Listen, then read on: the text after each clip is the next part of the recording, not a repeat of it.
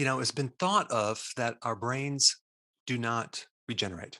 Our brain cells are not renewed. Okay. This is completely false information because the brain cell can regenerate. In fact, it's the rate at which your brain cells regenerate that determines how your cognitive functions going to work or not work as you get older. So today we're going to talk about how to actually increase this regeneration of your nerve cells by a factor of 5x. Okay. Now, yes, this research was done in animals, and there's also a lot of research done in humans as well. So, as I go through the list, I want to cover a lot of different things that you can do to increase the size of your brain. And you don't have to do all of them. You just need to pick as many as you can do. And if you wouldn't mind, go ahead and add those to the comments of those things that you feel that you can add to your current lifestyle to increase the size of your brain, or at least the regeneration of your neurons, because this list could be a little bit overwhelming to some people. You can't do everything, but you just do what you can. Something is better than nothing.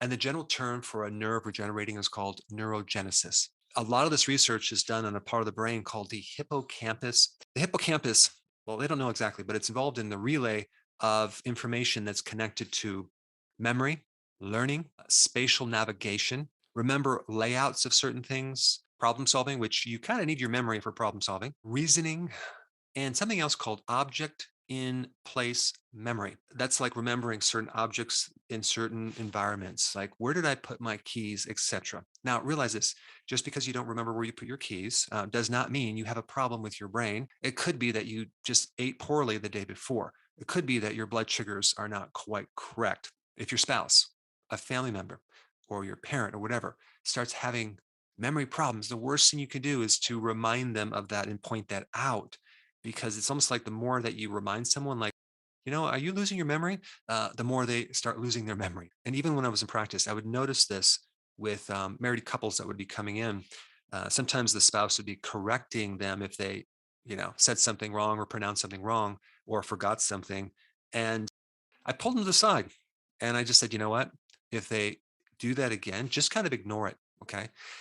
And I followed up with them and I found that the person stopped making these mistakes when the person stopped reminding them that they were making these mistakes. So I think what happens if you hyper focus on something, it actually sometimes can make it worse. One thing that's really interesting about the brain, okay, is that if we take a look at the size of the brain and how much it weighs and we compare that to the rest of the body, it only really makes up like 2% of the whole body weight, yet it requires 20% of the oxygen of the body. 20% of the metabolism of the body is given to the brain. So it's an energy hog. And this is why this first thing I'm going to tell you is so important. Out of all the things you can do to increase the size of the brain and prevent atrophy is regular, consistent exercise. And the type of exercise that would be best is aerobic exercise. And what I mean is getting a lot of oxygen. Now, this is not to say that other types of exercise is not also really good, but if you can also include long walks, for example, or some type of exercise where we can get a lot of oxygen, that would be even better than other types of exercise. But I personally like to mix it up. I do high intensity on certain days. I might do hiking or long walks on other days. That is the most important thing you can do to enhance your brain: regular exercise. On the opposite would be inactivity, right? Not exercising, being inside all day. That would not be good for your brain. The second most important thing for your brain would be fasting. And I'm going to say just like intermittent fasting, but also periodic prolonged fasting. Very potent stimulator of certain factors that help grow your brain and repair the brain function.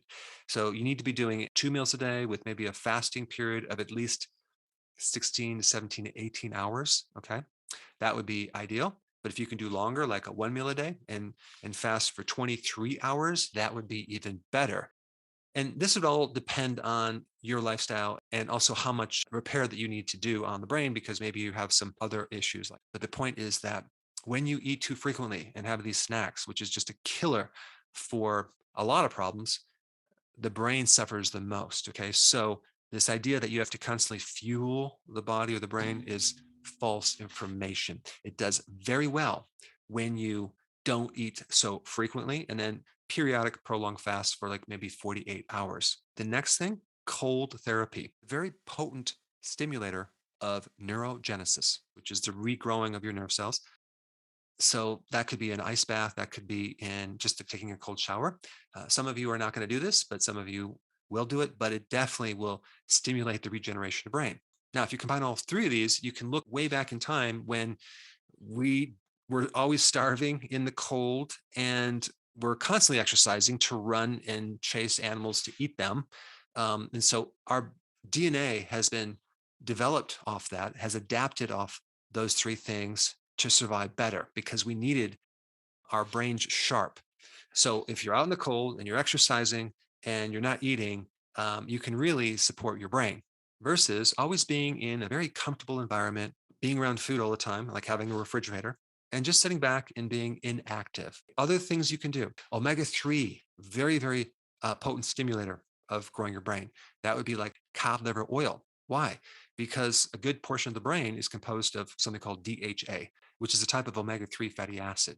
Okay, so that would help you greatly. And it's very easy to do to have some fish oils or cod liver oil that you consume on a regular basis.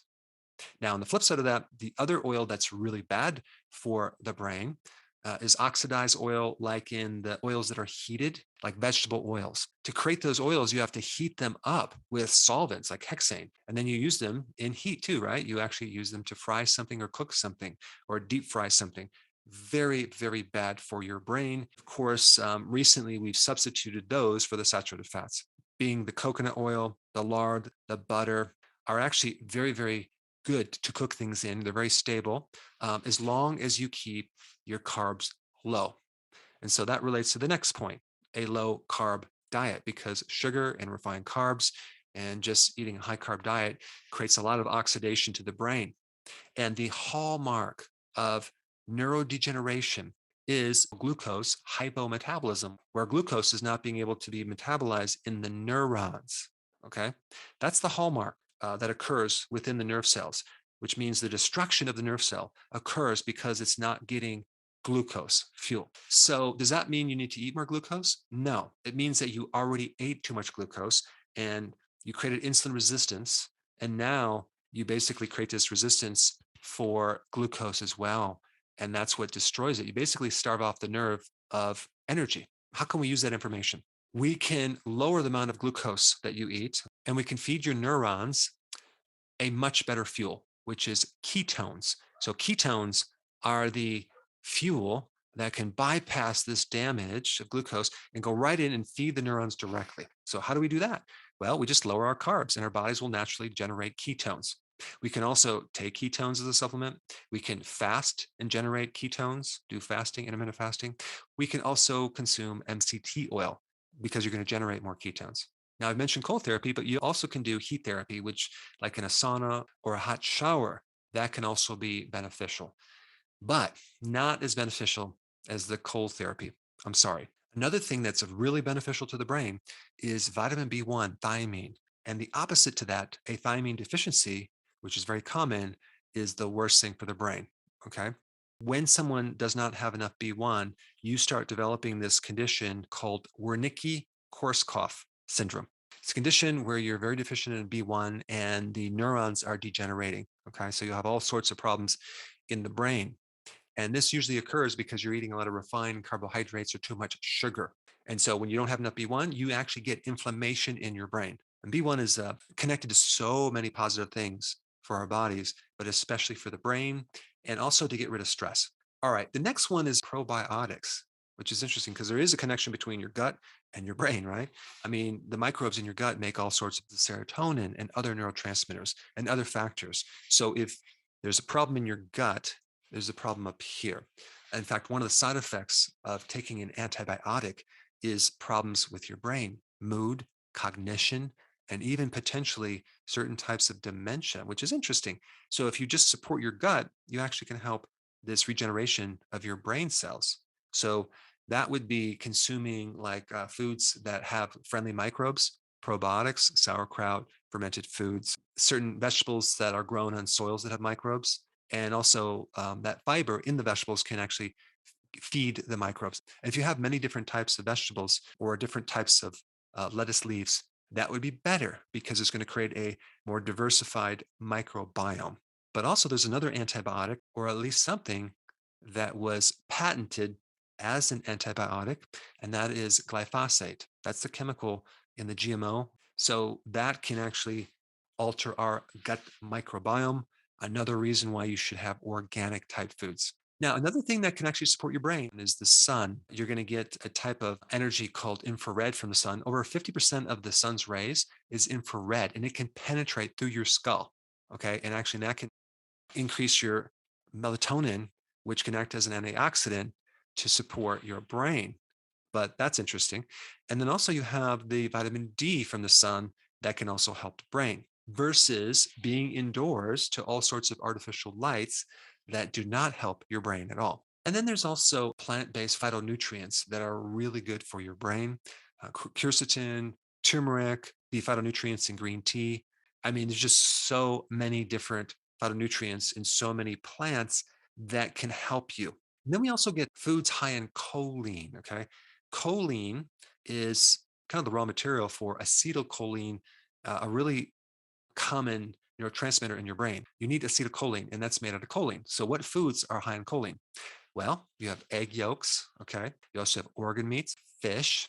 Okay. So, all of those are really important for your brain. And then we also have grass fed animal products, right? Grass fed versus grain fed. Grass fed are more anti inflammatory because of the omega 6 to 3 ratios. You want those like 1 to 1. So that's just another point that you want to be aware of when you're consuming animal products. There is a big difference. And then we get to sufficient sleep, not just the number of hours of sleep, but the quality of sleep that you get. Okay, it's very, very important. If you have insomnia and you're living on caffeine and stimulants, it's going to start to affect the regeneration of nerve cells. Now, what about this topic of coffee? Well, too much caffeine can definitely create a problem with your brain. But if you have just a small amount of coffee, it's not going to be a problem, especially since there's polyphenols in the coffee that can support the brain. But excessive amounts of caffeine, if you drink too much, can override that and create a lot of problems. Because if you think about it, when you drink coffee, it does stimulate your cognitive function, right? So overstimulation of that can be damaging. Another really key nutrient for the brain, especially the hippocampus, is zinc. Okay, zinc is involved in different enzymes. If you're deficient in zinc, that can create an atrophy of the hippocampus and affect your cognitive function as well as your mood. Now, since I mentioned this topic of omega 3, like the DHA oils, which is so important in brain health, and it's a real easy thing to implement, I put some more information up with this video right here. You should check it out.